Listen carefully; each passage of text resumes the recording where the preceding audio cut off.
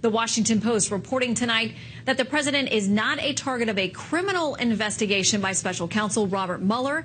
The news comes as the president claims he's getting tough on Russia. Much more on that later.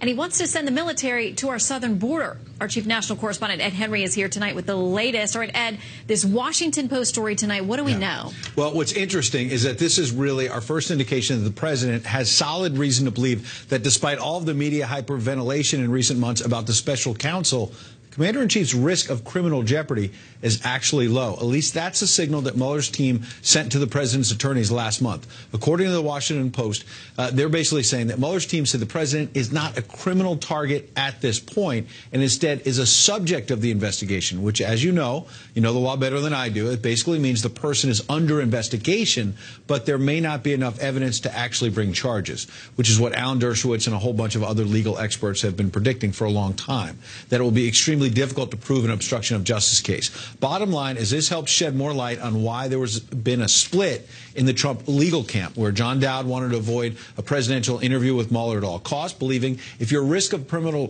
prosecution is low, why walk into a potential perjury trap? While attorney Ty Cobb there on the right has been counseling, if the president does an interview, he and Cobb are confident he can explain he had no intent to obstruct justice, and then Mueller could complete that portion of the probe. The idea would be the cloud perhaps could be lifted on the president, and the Manafort, other parts of the investigation go on, but the president would be in the clear. The fact that Dowd resigned and Cobb is still on board gives us a strong clue. The president's leaning toward the Cobb approach, do an interview with Mueller, which may be risky, but ultimately could get the Trump part of this probe closed. That's what they're hoping for tonight, Jen. Okay, also tonight, White House aides seem to be clarifying exactly what the president meant today when he declared that he might actually send the military to the border. Troops to the border. What he meant, Democrats basically freaked out and suggested the president is sending active duty military to the border. That's basically prohibited by law.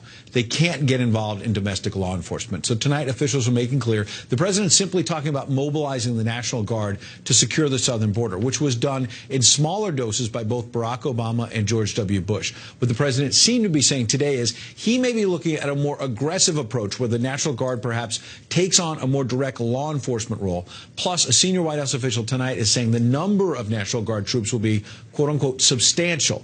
That suggests a larger number than ever before. Listen to the president. I told Mexico, and I respect what they did, I said, look, your laws are very powerful. Your laws are very strong. We have very bad laws for our border.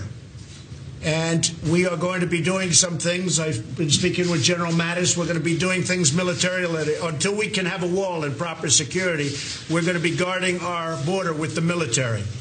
Now, the Mexican government quickly requested clarification on the president's comments. An official at the White House tells us tonight the president's Homeland Security has been in touch with the Mexican government, so they're trying to iron that out. The president's making clear he wants to get tough on illegal immigration, whether Mexico's on board or not. All right. Well, we'll see as this continues to play out. Ed, thank you. Good to see you, too.